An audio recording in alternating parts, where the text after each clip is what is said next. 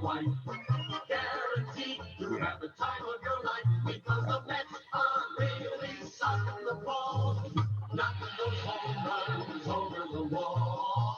East side, west side, everybody's coming down to meet the METS Mets of New York. Hey guys, it's great to have you. First thing I'd like to introduce all my great friends, Art Shamsky, Gov Patterson, Ed Coleman, the Crane, Ed Cranepool. Just want to let you know all these guys are great friends of mine, and it's great to be able to speak to these guys and have a good time because these are the guys who are over at the other side of the river. And we're going to really find out because I think Mr. Steve Cohen is going to try to take a lot of things from Mr. George Steinbrenner.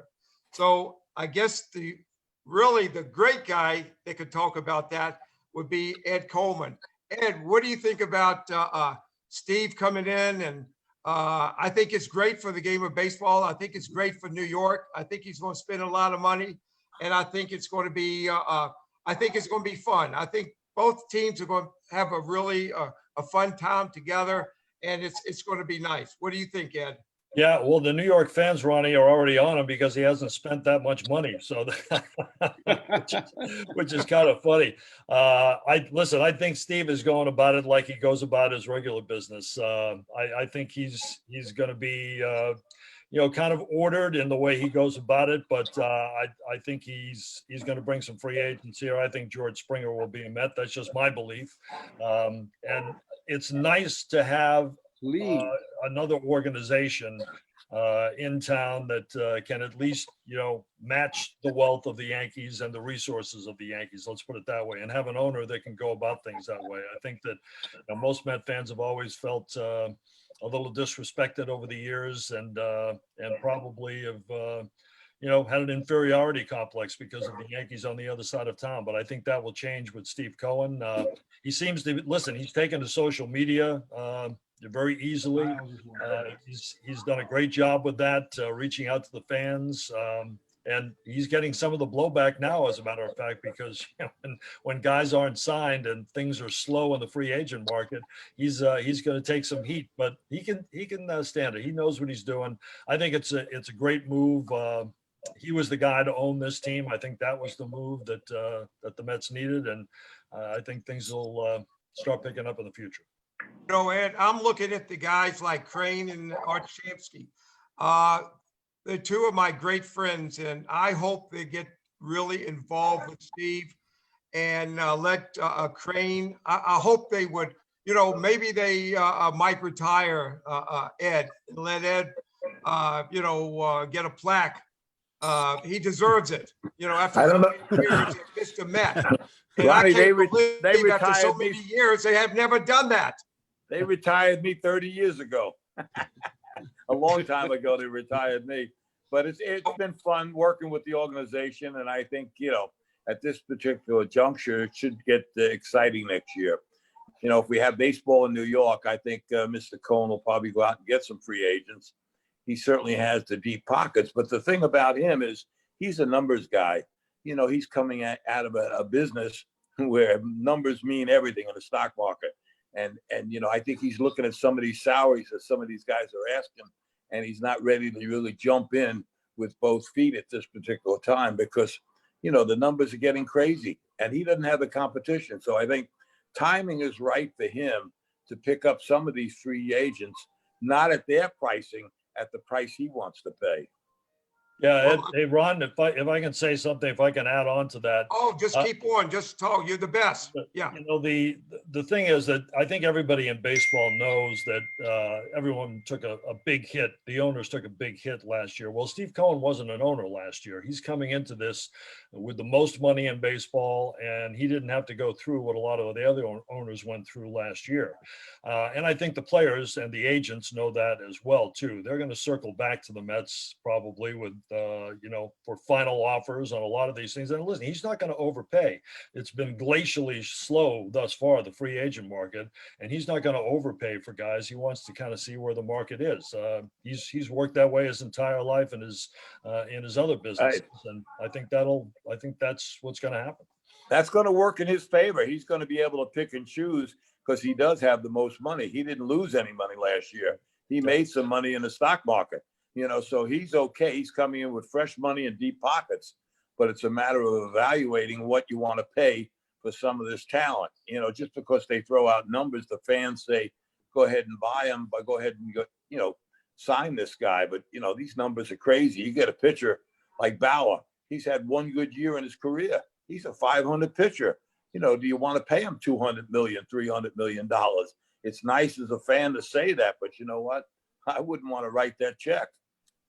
I think what happened too is, Ed, you can correct me if I'm wrong, but I think what happened is when Steve Cohen finally got the team, the fans were so excited about it. They wanted any kind of change, and their expectations are so high because he does have deep pockets and is such a big fan, that even though everybody understands the situation now because of what happened last year, that they're I'm just reading into what fans have said to me on occasion, that they're disappointed that it hasn't been so much more that the Mets have done. But realistically, he's a businessman, like Crane said, and he's going to make the right decisions. But I think the expectations when he finally got the team were so high, and there was so much excitement that they thought the next day he was going to start spending money.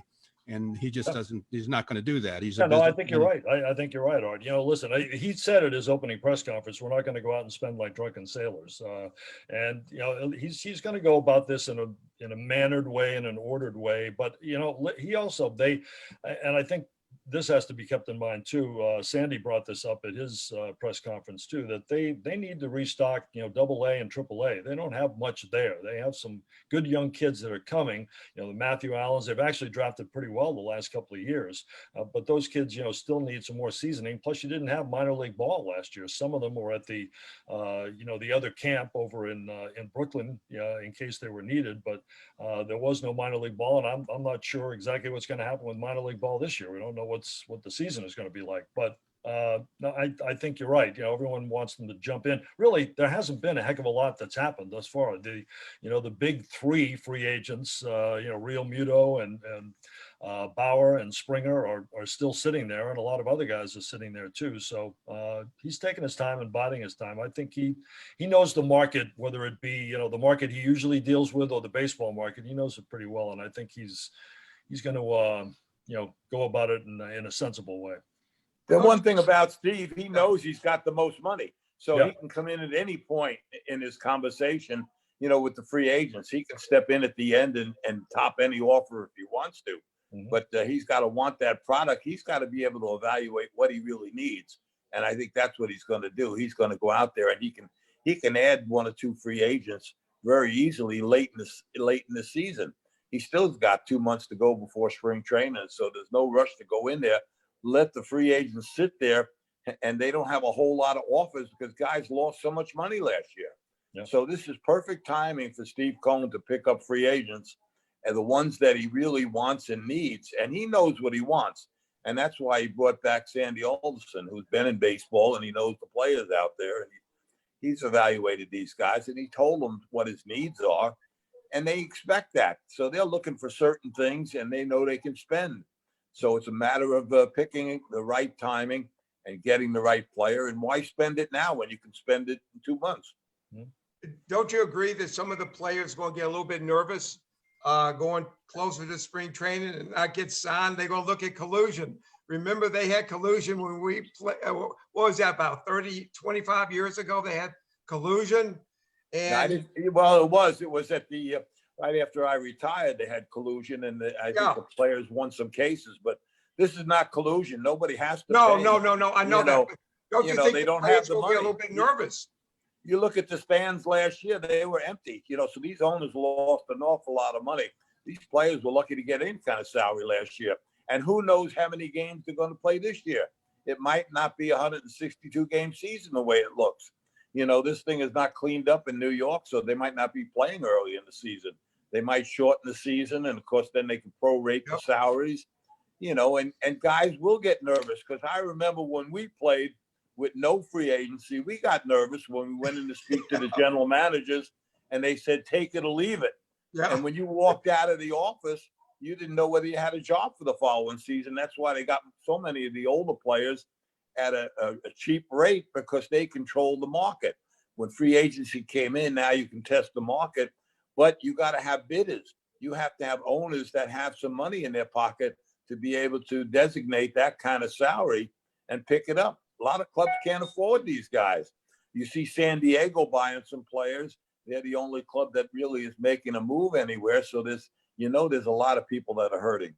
Well, and conversely, they're San Diego got a player that was a terrific pitcher, or is a terrific pitcher, and it looks like Tampa Bay just wanted to get rid of some salary. So it looks like it's working in reverse in that way. As long as there's a team out there that'll grab some of these guys making big money, but for the most part, I think these teams are really sitting back and waiting to see what happens. Eddie Coleman, you know more about it than I do, but I think these teams are really being frugal right now to see what's going to happen. Yeah, well, listen, they took some serious hits last year. I think you're right, Art. And listen, nobody knows. You can say spring training is going to start in 6 weeks. I have no idea. We've made no plans. I've made no plans to be down there. I'm usually down there at the beginning of spring training every year, and I don't think anybody across the board pretty much has done that. We're all kind of in a holding pattern right now. I know the players said the other day. I mean, I think MLB and the Players Association both came out that they're ready to go at the beginning of spring training, and and to have a full season. I think everybody wants that, but at this point, with the way things are going and the surge after Christmas, I don't think any of us know what's going to happen. I know my son's a physician. He's a doctor down in Miami, and he said they're just full of it. He said every hospital down there is almost totally covered, just like in New York, in Arizona, the same places where they have spring training. So to be honest, I really don't see them, having a full spring training and having a shortened spring training and having a shortened season. But even if the season starts, a lot of people, to be honest with you, are going to be scared to go back to the stadium, because if they try to open up the whole stadium, everybody's going to be close to one another. Somebody behind them sneezes, right off the bat, you're going to see people just scramble. So I mean, this is it's just not just being healthy. People got in their mindset. It's been going almost a year that everything is so bad. So it's going to take a little bit for these fans to get back in the stadium. They've got to get more people inoculated, with this vaccine. In New York, we don't have that many people that have taken the shots yet. So April, I think, is a little far-fetched to think you're going to open that stadium. You might have a stadium that holds 50,000, but you are not going to have but 5,000-10,000 people at most. If they get that, I think that's going to be a lot. So I think they're going to push it back a little bit. They'd like to get everybody, to take this shot and get some kind of resistance. Ronnie, can you feed your dogs so they don't bark? No, it's mine. No, my dog's already eaten. You don't have to worry. I fed him steak today. That's mine. Kathy, can you please? No, that's Ed's dog. No, I have two beautiful cats. Know that. We need Governor Patterson to go into that commissioner's office and straighten things out over there. What's kind of interesting is in 2018, Mary and I were in the Hamptons, and our host invited Steve Cohen over. And I sat next to him at lunch, and I talked to him for 2 hours. But I never knew that he was a stockholder in the Mets. And I've been kicking myself ever since I realized he was. If I could help him get this whole thing straightened out. Ed, I had a question for you. You made a point a little while ago that I thought was especially astute, and it was about Trevor Bauer. There are a lot of reasons why he might not really be the right candidate at the price that he's asking for, including his record and the fact that he really, like you said, only really had one major great season. Of course, it's right before he becomes a free agent. But I was wondering if the game has changed to the extent that one person isn't going to make the difference theoretically that they could make years ago. And that the way to actually build the Mets up is to go out and get another relief pitcher like Brad Hand and Springer, because this would give them a real center fielder. And a couple, it wouldn't take that many moves really to be a serious contender. Well, they've got a good shot.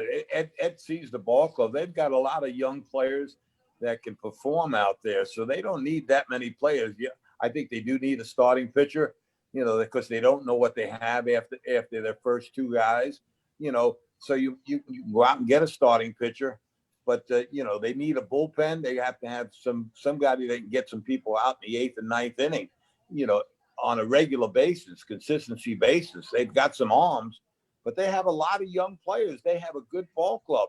You know, they have a surplus in certain positions, and they're weak in other positions. You know, obviously they like to get a center fielder, and Springer fits that bill, so they know he's out there. That would fill a spot, but then they can make some trades because they're going to have too many outfielders out there. So they've got some spots they have to fill, and they know that to be a contender. But there's plenty of time. I don't think you have to rush and overspend, you know, and go out and get some of these guys, you know, that are asking the top dollar. They made a good move picking up a catcher. They filled the void. They needed a catcher last year. They picked up a catcher. They didn't go for the most expensive guy, but this fellow here is a good catcher, and he's a pretty good hitter. So they didn't spend that $100 million or 150 million, whatever. Only $40 million. Yeah, I mean, there's a big difference. You've got more money to spend for somebody else. So I'd rather have 2 or 3 free agents than one guy taking the whole bankroll. Yeah, David, Sorry, Ed, I'm sorry. No, I was gonna say that Brad Hand is a guy that makes sense for them because the only guy they really have is Jerry Blevins, who they brought back on a minor league contract as far as left-handers go in the bullpen, and he'd make a lot of sense. He had a very good year for Cleveland last year. So He Ed, ended up with 16 saves in a short season. But if you listen to Jared Porter when the new GM, when he had his opening press conference, he said, you know, I like to be strong up the middle. That's why I think Springer is going to be here. I think he's been a target of his all along, but I think they'd like his price to come down a little bit. But they've looked at James Paxton. They went and viewed him when he threw a couple of weeks ago. They're going to look at Corey Kluber. I think he's throwing on January 13th. Jake Odorizzi is another guy that interests them. So they'll fill in the rotation. I don't think they will go after Bauer, but that's, you know, listen, Hey, Ed, Justin Wilson's not on the Mets anymore? He is not. No, he's a free agent as well. So wow, I thought he was pretty good the last couple of years. yeah, he's again, I thought he had a pretty decent season for him last year. I don't know if they're interested in bringing him back. I haven't heard a lot about him, so that's my guess that they're probably going to turn in another direction. But Hand makes sense for them, that's for sure. And you probably see some other lefties that you know, come in, you know, for spring training when they get around to it. So I just have one more question. You look at all these guys. You look at all these guys like down in spring training, and then you see a Mookie Betts signed for what, 300 million? You know, whatever he got, and all these free agents say, "Well, I'm going to be the next $300 million person." But I think nobody's going to get one of these 8 or 9 year contracts anymore. I just don't see that. I mean, I'm looking at, I don't care how good Cole is. And, you know, I mean, Garrett is a heck of a great pitcher, but, you know, I can't see seeing him going 10 years. You know, I mean, you know, these teams, you know, I look at a team like Tampa Bay, that their payroll is so small, even though after they get pretty good, they'll trade their top guy for 4 minor leaguers. And this is what they do. And, you know, I mean, do you think a lot of teams will eventually go to like a Tampa Bay type of organization where they don't have the top salary guys? And I mean, you could get rid of any of those guys because the longest contract, 3 years maybe.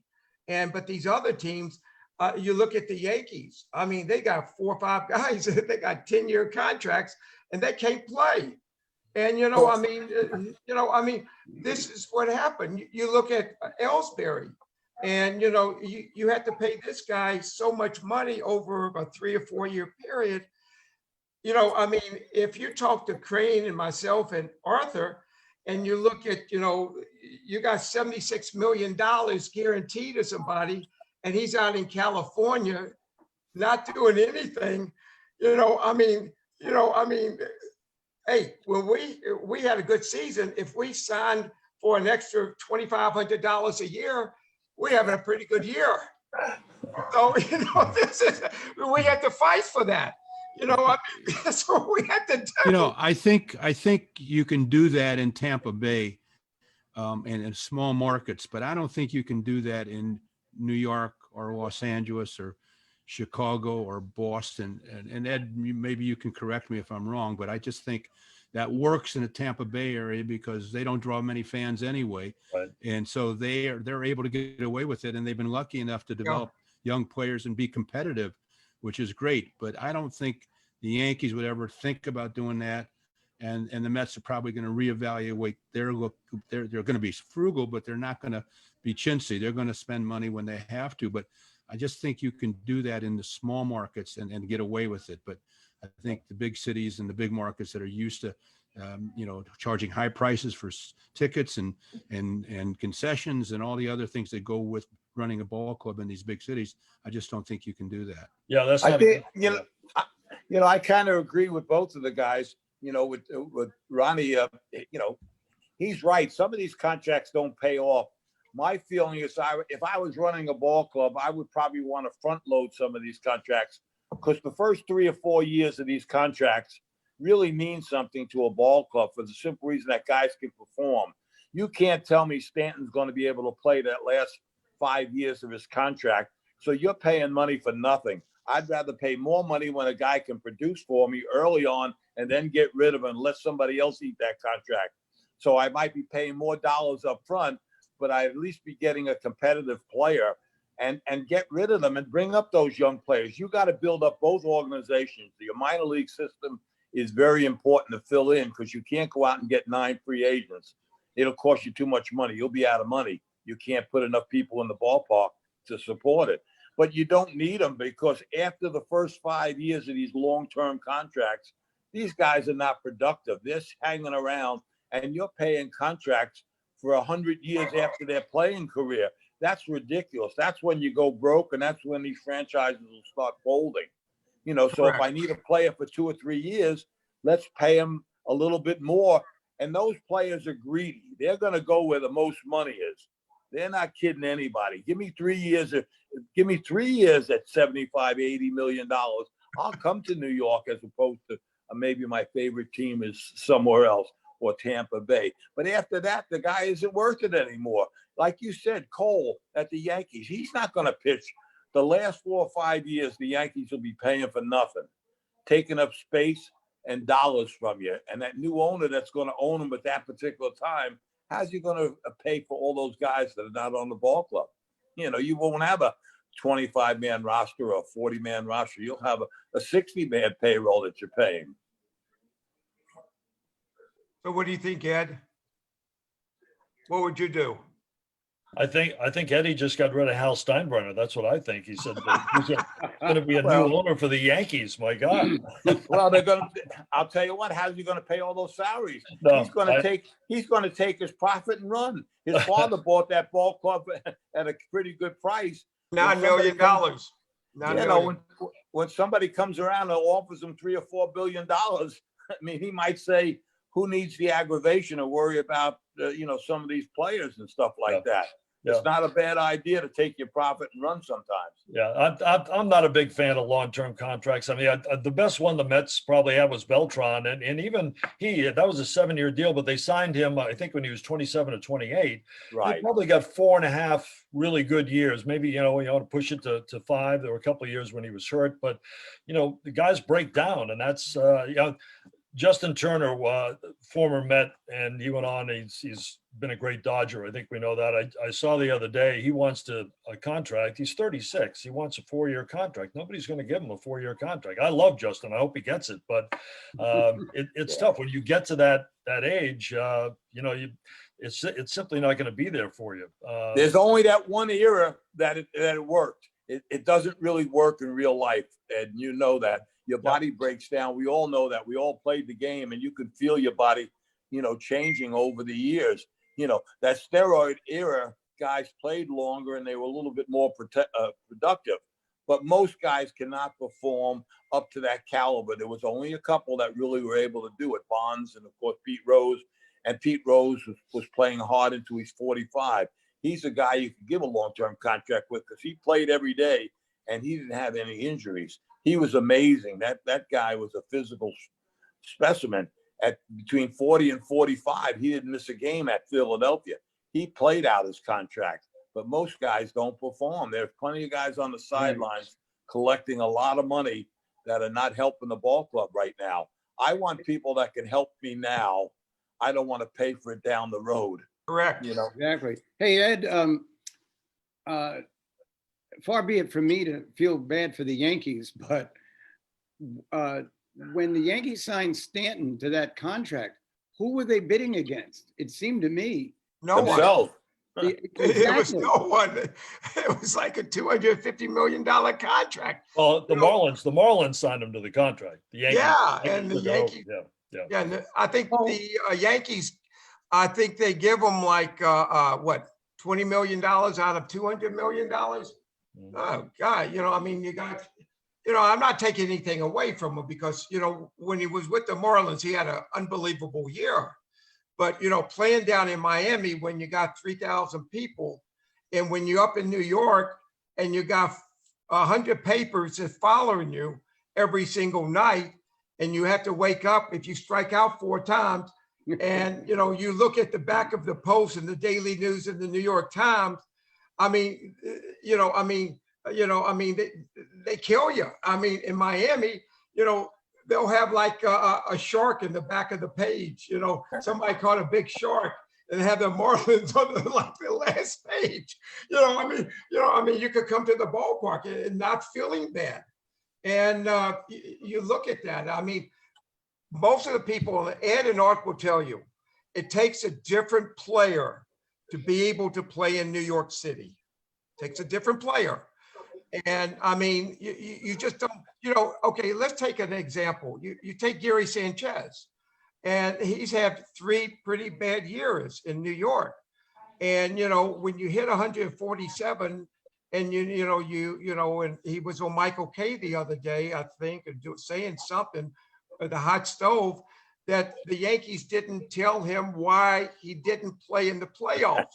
You have to look at you're batting 147. I mean, if we batted 147, we would never see the minor leagues, right, Ed? You'd be released. You'd be released in a hurry. They were we wouldn't even be, we couldn't even buy a ticket for the game. When I hear a comment like that, I got to say to myself, what's this guy thinking? If he's hitting 147, why aren't I playing? Get a couple of base hits and you'll be playing every day. So he should be working out this winter. He should be proving to himself that he can play. He's got to get in the mental shape to play the game 162 games. So go work out, go play winter baseball, show somebody you can do something. Show it on the field. Show us some proof that from spring training on, have a good spring, earn that spot down in Florida. He got a big contract, go work out. You have every opportunity to go to the gym all winter, get yourself in the best shape you can and prove that you're the player you want to be. You think you're a star. He's been reading too many newspapers.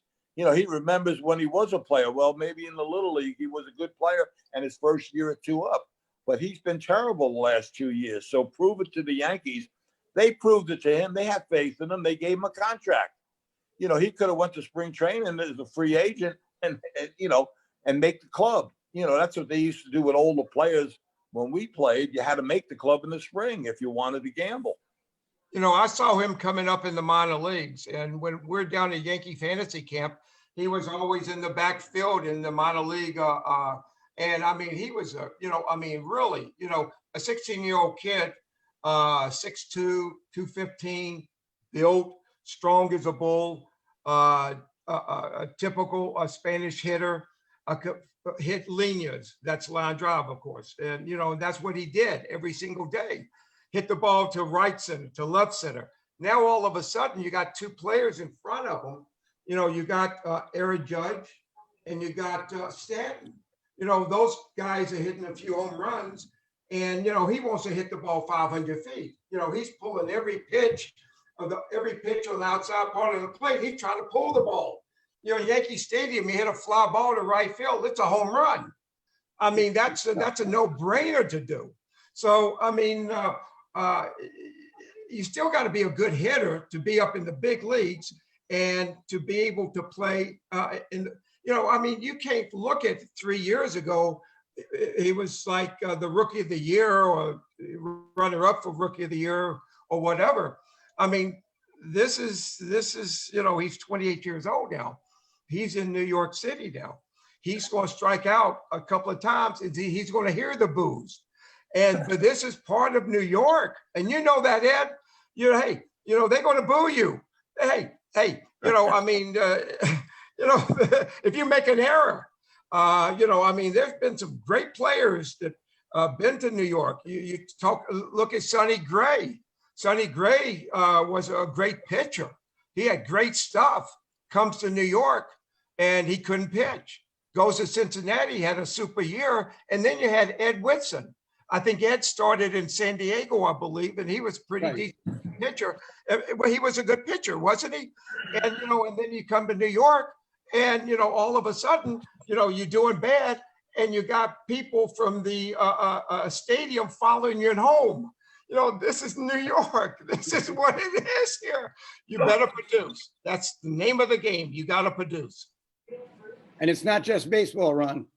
Oh, it's everything. It's everything. In Sanchez's case, if he was a better catcher, we wouldn't be talking about him so much because he can hit home runs. Right. 147 in today's game, nobody really talks about it. The fact that he can hit home runs, and I don't know what his home run at bat ratio is, but the fact that he can hit home runs, he would stay in the big leagues a long time. But in his case, he's such a bad defensive catcher that it kind of overlooks some of the things that he does offensively. And I think all in all, he just had a terrible year last year. But I look at players today and I see guys go up to hit and they're such weak batters, WEAK, weak.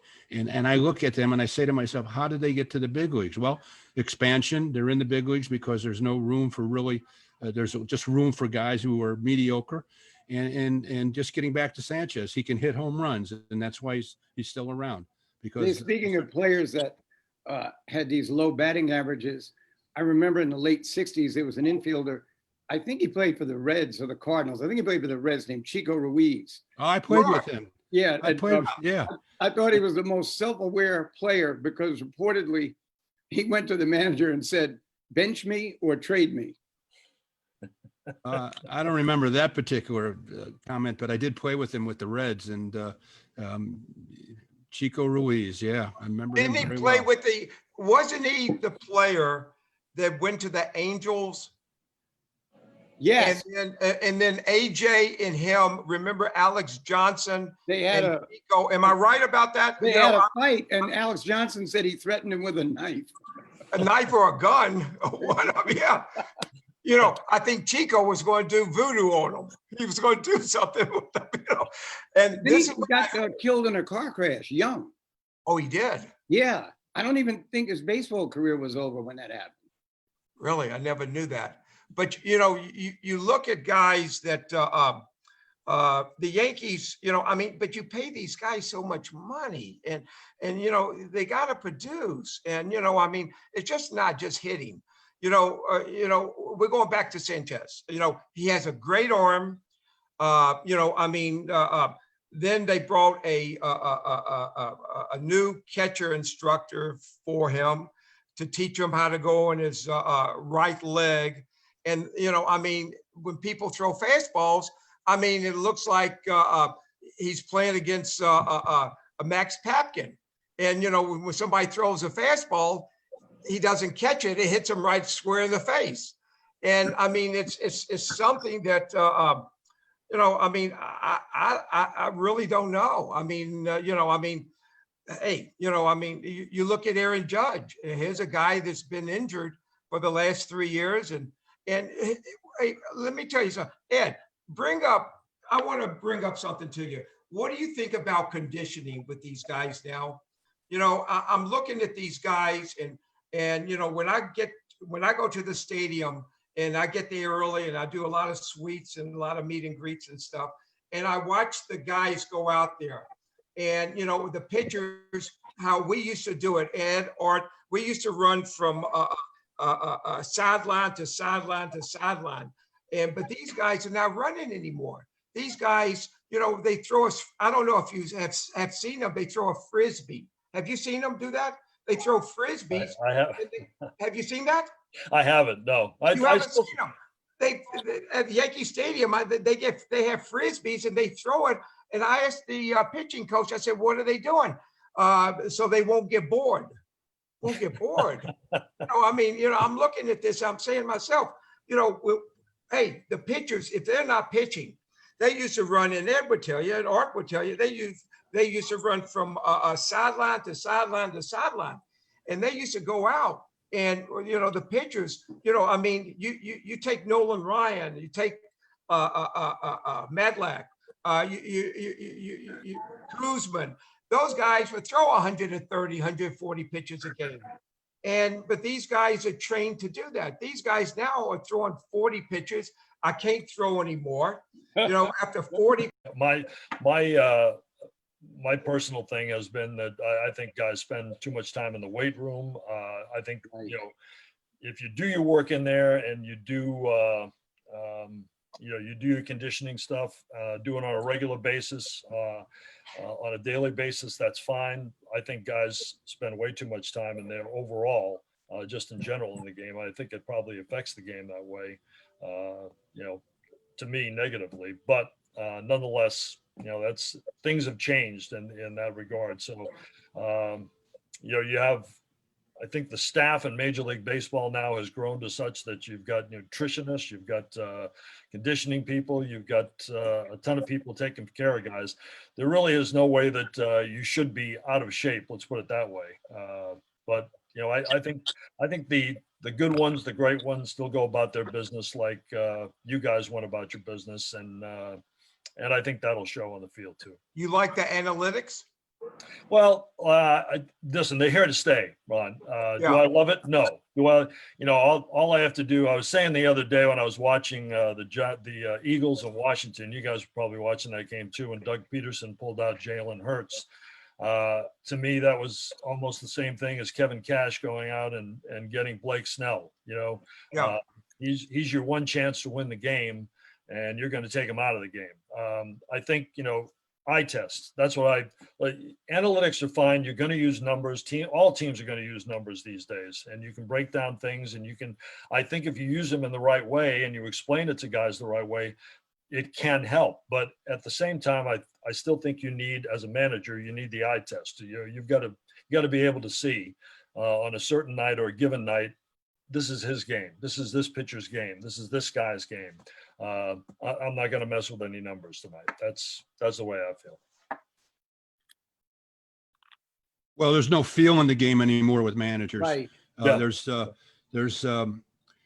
it's both Eddie Crane and I played for Gil Hodges, and Gil was a manager. Most of the managers I played for in my career were managers that played by intuition and feel. And I'm sure there was some printouts or some statistics that they looked at, but the reality of it is they knew about the guys at the end of the bench and knew that they were going to be needed at some point, either during the game, that particular game, or during the season. So they understood that, and they managed with that kind of mental thought process. But the game is such now that I just don't understand it, how a guy can be pitching really well and give up the ball and in 4 or 5 innings. It just doesn't make sense to me. But again, I'm not on top of it like you are, Eddie. But it's just a very strange phenomenon which is going on. What's all I'm curious about is that why isn't there one manager, just one in the big leagues, that doesn't believe in that? Why isn't there one guy that says, hey, I'm just not going to do that. If a guy's pitching a good game, I'm going to stick with him. But you don't see it. And it's either because the front office has dictated it's this or you're out of here or whatever it is. I just don't understand. But you would think there'd be one guy that would say, hey, I'm going to manage the way I want to manage and take the job because he's got the credentials and do it that way. But you just don't see it. I guess it might be interesting to watch Tony La Russa this year in Chicago, because they're a very analytic organization now, the White Sox, but La Russa obviously is an old school guy, so I don't know how that's going to work out. But it might be interesting. Well, that's a phenomenon in itself right there. Yeah, that's him true. Coming back. Yeah, that absolutely. I think it's going to be interesting this year too, because we talk about pitchers on a short leash, and because of the shortened season last year and the number of innings that a lot of these guys pitched, which wasn't a lot, I think you're probably going to see a lot more of that this year. You're probably going to have pitching staffs that are 10, 12 deep, because a lot of these guys are not going to let go 200 innings if you have a full season. And the DeGroms, the Coles, guys like that, they'll be fine. But other guys, I think they're going to have a short leash with. They'll give them 5 innings or whatever, and that's it, and onto the bullpen. So it's going to be interesting to watch this year because of the shortened season last year. What kind of season you get this year? And it's also Yeah, exactly. And that's the reason why having a deeper staff rather than perhaps one superstar and a bunch of mediocre pitchers might really be the answer in this era for this particular season. Mm-hmm. It also is the rules that they keep in the game. Last year they had those rules they can send these guys, if they pitch a little bit, back to the minor leagues and bring them up 2 days later and stuff like that. So they utilize more on the roster. So they might be doing that again this year. You don't know what they're going to put into effect, as far as the season is concerned. But, getting back to those managers, I think a lot of these young managers that come into the game are looking over their shoulders so much that they're using this analytics a little bit too far. Because years ago, the only guys that used to critique the games was the press afterwards. But now you've got the front office telling them how to manage. You've got everybody upstairs picking them apart on every move they make. But so they figure, let's do what the numbers say, and they can't second guess me. They're not using their own thought process on. Sometimes a guy can play in certain situations. You can forget with analytics. Some guys hit better in certain situations, can hit certain pitches. You can't just move guys just because the numbers say to move them. Mm-hmm. I mean, you're right, but not everybody's critiquing a guy. Now you've got the general managers, you've got the president of the ball club, you've got the owners making decisions. Years ago, it was only the press. After the game, when you lost, the press would rip the manager apart. But now everybody's got a say in it. So this is a committee that's managing nowadays, and you see it by the people they choose sometimes to manage. They're the most unlikely people sometimes that are getting an opportunity to manage, and they keep going around from club to club. They're not bringing in new people. Bringing back La Russa, you're going to see, because he's the old timer, is he going to be able to manage like he used to? Is he really the manager? Gil Hodges was the manager on the field. The front office didn't tell him who to play, and he controlled the field. The general managers were upstairs in their office and they were doing their thing. But the game has changed, so you just have to see it evolve. I personally don't like the way it's going. Too many guys seem to lose. The games are much too long. We're losing you, Ed. Yeah. Maybe my Yeah, that's good. Yeah, that's good. Okay, good now. I just don't think that the fans can stay out there 4 hours and have that attention span to change pitches every hitter and, all these situations that are going on. They can't speed the game up. There's too much going on here. We've got to get back to the old game of baseball. Throw the ball, hit the ball, run the bases, have fun out there and enjoy themselves. And I think, the fans will love it. And they'll come back because it's still a great game. Are they going to put a guy on second base in the beginning of extra innings like last year? Because that really just bothered That's me. what they're talking about. Yeah. That's the rule they like. Oh, Wow. I find it amazing, and Ron, listen, you were a DH, but I find it amazing that we're this close to the baseball season and they still haven't told the National League whether they're going to have a DH or not. Terrible. It's listen, they had it in last year. I think it's going to be moving forward. I think it's inevitable, and I think in 2020, get past the next collective bargaining agreement, I think the DH will be in there. But thus far, they said it's probably not going to be there. But I don't know how you form a team, honestly, or how you go about kind of setting your course for the season if you know or don't know you have a DH. It's kind of crazy. Yeah, I'm Well, sure you gotta Dominic know Smith would like to know. You got to know what's going on in the game because, like you say, Ed, you've got to build your ball club around Yep. whether you do have a DH or not. Right. But also, if you have a DH, you don't need as many players. You can add more pitchers, so you can build that part of your organization up. Also, I mean, if I have a DH, you're only playing the same 8 guys all the games, and you maybe use 1 or 2 guys off the bench, so you need less players and more pitchers, and that's the way they want because with all these situations, they're bringing guys in for 1 hitter, 2 hitters. They need more pitchers. They burn the arms out, warming them up. It takes just as much stress on somebody's arm to warm up every day than it is to go out there and pitch 2 or 3 innings. What I think the toughest thing is after a pitcher pitches, he knows he's going to be sent back down to, I'm talking about the Yankees. He'll have to go back to Scranton. So he knows after he pitches, he needs to get dressed and he has to get back in the car to go back to Scranton. I mean, to me, that's to go back and forth and back and forth. I mean, hey, we used to run from, if we go 0 for 10, 0 for 12, we used to run from the managers. We don't want to see these guys. We don't want to see these guys. If they saw us, they're going to send us back to Syracuse or back to wherever.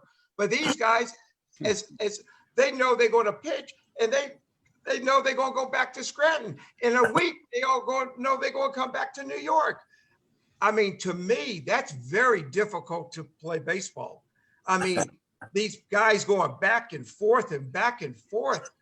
And I mean, it's a whole different way of game. I mean, it's I don't see how they do that. I mean, I really don't see how they do that.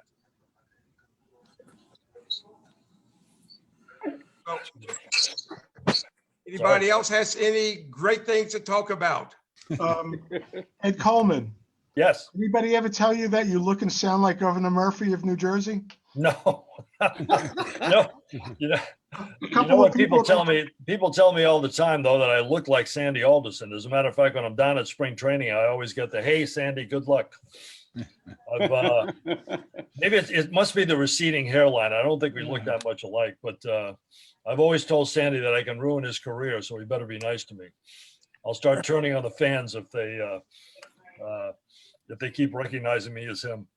The one thing good, let me tell you something. We're talking about contracts. The guy that had the greatest contract is Bobby Bonilla. Yeah. Yeah, they're still I'm paying. looking at Bobby Bonilla. I mean, he looks at us the first of the year that we're trying to scrape and to pay your mortgage, and he's out there. The team is just signing $1 million to him. I mean, to me, I mean, how He many more years? reinvented Social Security. He had a smart wife. He had a smart wife who negotiated a good contract. Oh, what a contract! I mean, look at that. You're not He kidding. probably thought he was stupid about doing that, but he's doing an unbelievable job. I mean, hey, smartest man in baseball, I There think. you go, Lenny. There you go.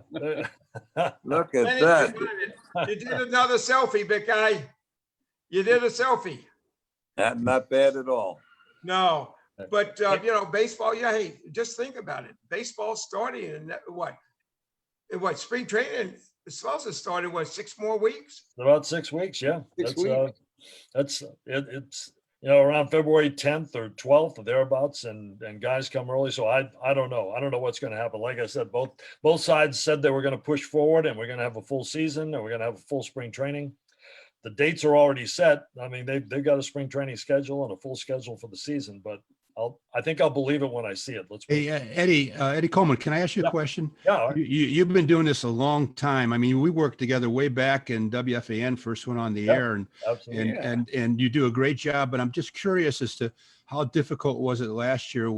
I mean, you're a guy that would go into the locker room and do interviews and all those kind of things that were up close and personal, and people enjoyed them. But last year was such an aberration, and this year, who knows what's going to happen? How difficult was it for you as somebody that does the post-game shows and pre-game shows and things of that nature to get a feel for the game and bring the people, some inside information that you're not right there, Yeah, it was hard, Art. Yeah, it was definitely very different. I mean, what you're talking, you hit it on the head. When you have the kind of job that I do, the daily stuff, going in, talking to the players, asking somebody what happened with a certain pitch or a certain play the night before, what were they thinking, those kind of things you really couldn't do via Zoom. You had an interview set up and you had questions you could ask, kind of general questions, and that was pretty much it. And you never get to plug a book, and I'm not plugging your book, but I'm going to say this: After the Miracle, that was a tremendous book, and if people haven't seen that, It really was.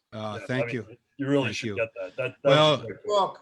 I had great teammates like the Crane, and it was really about the camaraderie and the friendship that all of us developed over the years, and it certainly was helped by us being not such a good team. And for Eddie, in Eddie's case, he was with the Mets when they were the lovable losers, and for us to go ahead and win that championship was incredible, and we're still reaping the benefits of it. Unfortunately, we've lost a number of the guys, but it was really a book about the love and friendship we have for everybody, and how winning that championship really kind of made us come closer together. And it's lasted all these years. I mean, it's 51 years now, and we're still going strong. And people today that happened that year. And I'll tell you a funny story. Yeah. Over the years, Eddie and I, Crane and I have done so many appearances together. We've signed so many things, but I've been with him at so many places, and every time I'm with him, 2 or 3 people come up to him and said, Crane, I went to the same high school as you did, Monroe High School. I was in your graduating class. And I said to him, over the years, I must have met 25,000 people that said they were in Ed Kranepool's graduating class. And I said to him, I said, how many people were in your graduating class? He said, I don't know, 1,500, Eddie, a couple thousand, maybe at most, 1,200. 25,000 people went to Monroe High School, and he graduated. Sure did. And we laugh about that all the time, but it's that I appreciate you saying that, Ed, because it was the book has gotten wonderful reviews, and it's just a wonderful thing about being so close and being part of that championship team. And if I can just add this one thing about that particular team, and I'm sure Crane will say the same thing. It's one of those few teams in the history of baseball that where you were when we won the World Series, if you were around at that time in 1969, and you can look back in the history of the game and say who won in a certain year. And the Yankees won in 27 with that great team with Ruth and Gehrig, but most people who follow the game of baseball who were old enough to remember, and some who weren't even born, know that the Mets won in 1969, and that's carried over all these years. And so that's been the wonderful thing about being part of that team. Your book is just incredible. Governor Patterson, how's your book coming? Why don't you mention your book and tell the people to get your book? Well, I decided to write a book about my time in government and just growing up in the era that I grew in and that kind of thing. And I wish I could say that I thought of the title, but this friend of mine who actually lives in Australia thought of the title, and it's Black, Blind, and in Charge, because all those things happened to me simultaneously. And it was, it was pretty exciting. The only problem if you write a book now is you can't have a book signing because of the COVID rules. Right. And I did one in Syracuse, and apparently in Syracuse, they've never heard of social distancing. And so, we came back to New York convinced that we had the virus. And so we've kind of scaled it back a little bit until a time when you could really get out and try to move it. But thanks for mentioning it. And I really tried to deal with some of the issues with humor, which I've never really seen too many political people do, because nobody in politics really has a sense of humor. So that was it was my best effort. You Like know, the I time. mean, I just want to let you know, Ed, you probably don't even know it, Crane. I got a book that's coming out in April. It's called The Captain and Me on and Off the Field, about Thurman Munson. Thurman, yeah. Yeah, about Thurman. It's going to be it's in print right now. This week it went in print, and it's coming out in April. And Diane Munson did the forward of the book, and that's going to be really fun. It's not a baseball book. It's on and off the field what we have done. And I know y'all done it, like from Studio 54 to El Vagabondos and Maxwell Plum and all these great places. And, you know, of all the places that Thurman and I ventured into and what we did, and we had a great time on and off the field, and it's been great. And hopefully I think it's going to do great. And I wish he was around to tell some stories about you. yeah, I don't want any of the stories. No. Hey, there's one story. Hey, you got to tell the 72-ounce steak. You got to tell that. I have never told any of these people that's watching this now. I guarantee it's probably 4,000, 5,000, 6,000 people watching it. Talk about the 72-ounce steak. You got to. No, wait a second. Talk about the 12-egg omelet. Yeah, we were. Well, You we got were to on, talk about this. Listen to this. well, there's so many things to talk about. I don't want, what do you want me to talk about first? You got to give me a whole. Talk about the Riverboat Queen, what we did in St. Louis in Yeah. the 12 egg omelet. Yeah, well, we were on this riverboat cruise, myself, Bloomy, and who else was on that? Fritzy. Fritz Peterson. And who was a relief pitcher? You know, the real good relief pitcher for Ranky or Tom Hankey. Tom Hankey. Yeah, Tom Hankey. Yeah.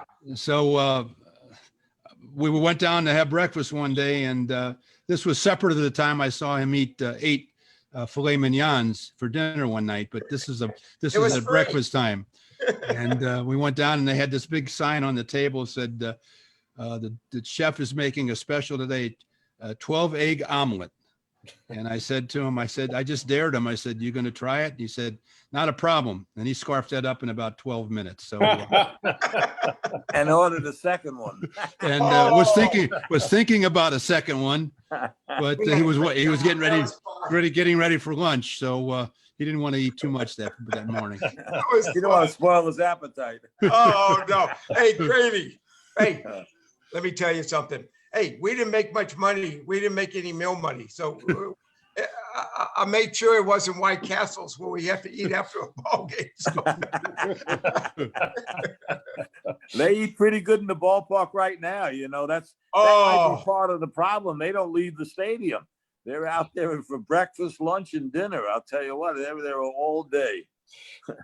You should You go. know what I was, when we went down to spring training, Ed, you were down there. Right. And in 2019, before the 50th anniversary, I remember talking to you when we had a little press conference. They took myself and Eddie and Cleon the first week, and then a couple other guys the next week. But we went down to spring training, and it was really wonderful. The Mets treated us really nice. But I was so amazed in that locker room in spring training with the chefs and the cooks in there. And we're not used to that. We were used to lunchtime having a little cup of soup and some vegetables, if I remember correctly, right, Crane? That's all they gave you. Yeah. We had that during the season. But I don't know what you've seen the clubhouses down in spring training, Ed, and I mean they had they got cooks down there. They got everything. It's like being in the plaza, you know. Yep. I mean, I was just amazed, and how life is works in funny ways, and how things have changed. But it was really interesting for me to see that scenario of events. We always are trying to figure out why the scouts got to Met exhibition games so early. They were there like 10 o'clock in the morning. I can understand that. Just to get a place for lunch. Teresa and Mama take good care of everybody there, players and everybody involved. Remember right. For lunch for spring training, we used to have chicken noodle soup, carrots and celery, and saltines. That's all we had for spring training. Remember, Crane? That's it. You were on your own. You had to go out and fend for yourself. That's what we did. Well, we missed those days, but they were different, that's for sure. But I know y'all tired and everything, and I just wanted to let y'all know that Ed, Art, Crane, I really appreciate y'all doing this. And Governor Patterson, I really appreciate y'all doing this for me. I hope this was fun. You know, I mean, giving it back to the fans, if the Yankee fans, Met fans, are just a true baseball fan, we don't do this for anything. We just try to have the fans to enjoy getting to know us a little bit and just to have a good time. And I really appreciate you doing this, giving back to all the baseball people out there. And, you know, and I think about y'all all the time. One day we'll get to see each other again. We could shake each other's hands instead of, you know, That'd be just nice. saying hello in the Zoom and stuff like that. And meeting Ed down at Port St. Lucie, and you go down to Tampa, and Ed will be down there. Ed will have his jersey flying over the stadium, number 7, you know, Yeah. stadium, Crane, you know. We'll be down. We look forward to it. You guys be safe. And Hey, how Have can a we not happy have New fun, Year. Boomer? We're with you. We're with you, Boom. Oh, All no, Why not no. have fun? Hey, you deserve it, Crane. And, you know, Okay. Art, what you have done for the team and everything like that. And Ed being with the team for so many years, and with doing a lot of stuff with Horowitz and Jay and all those guys. And Governor Patterson, I know you're a big Met fan, and hopefully you're a little bit of a Yankee fan, a little bit in you, and a little bit bleed a little bit of blue. But I just wanted to thank y'all for doing this for me, and anything I can do for y'all, anything like that. I really appreciate that. I love y'all to death. And, you know, Art, I talk to Art all the time, and Crane, I haven't seen him in a long time. And, you know, I mean, seeing these guys, and, you know, it's been fun. I mean, we're brothers. One thing about us, baseball players, we didn't make a lot of money, but we became friends. And, you know, and we have a lot of compadres, and, you know, these guys are great, and I love y'all to death, and thank y'all for doing this. And I love you. Anybody else want to say anything? Or Hey, yeah, can I give a little shout out to two buddies that are on the Yes. program? My buddy Miles Runsdorf, and you know Ronnie down in oh yes, he's on tuned in, and Andy Richter, who produces the podcast that I do. Okay. He's on too. So also I so- did Art's podcast. It's incredible. You got to well, Crane, Eddie Crane was my first guest. So Yeah. and neither one of was us right there. and Oh, neither one I of us mean, knew it's how to really do great. Zoom. It's really great. And Art's on Twitter. And, Yeah. you know, and Ed, do you do this, do you do this Facebook and Twitter and all that stuff? I do Facebook. I don't do Twitter. You know, I leave that to Trump. You know, I don't get involved in No Twitter. politics. No politics. Oh, that's funny. No way. I got enough problems. I had trouble getting on Zoom tonight, but I'll tell you what, it's been fun. That's the only way we can talk to the fans, and we really love it. You know, Yeah, I it's been tell great. everybody it's easy to hit a Nolan Ryan fastball than rather doing all this technical stuff. And what Ed does this all day, you do this every Way too day. much. Yeah, way With too all much. this technical stuff. More power to you, big guy. More power to you. But I Right. love y'all all. Thank y'all very much. Great to see everybody. okay, good Governor, seeing you. take Have a love good care. New See Year. you guys. Ed, Good to take see care. you. Good Love luck. y'all. Everyone, guys. Love y'all. Crane, talk to you See you tomorrow, later. Crane. Sham, Love we'll y'all. be talking. Bye-bye, Okay. y'all. Bye-bye. Love y'all. See ya. Bye-bye, y'all. Bye-bye. Thank you, gentlemen. Okay, see you Okay, later. see you guys. Bye. I might even become a Met fan. I don't know. This was really good. This was really good. Good night, Mr. Kranepool. See you guys. Well, we're not going to say anything bad about him, so we can talk. That was a great show tonight. Like I said, I might become a Met fan. Wait, I don't think my speaker's on. You better turn that speaker. It's all right. I might become a Met fan. Anyway, guys, next week we got a really big show, and Joe's going to tell you all about it. I can't hear you.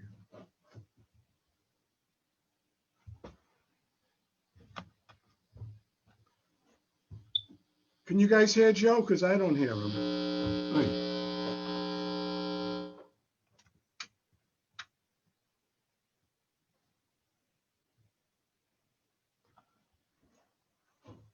I don't hear you, so. All right, maybe we just ought to end it then, because I don't hear you. I'm not sure if anybody else hears you. Next week, we're going to have Chris Chambliss and Mark Littell. So I guess we'll be talking 1976 playoffs. There you go. And then the week after that, we're going to have Jack Curry and Billy the Bat Boy Pinkney. So a lot more Yankee talk coming up. For you Met fans, we'll see what we can do down the road. And you all have a good night. Love you all.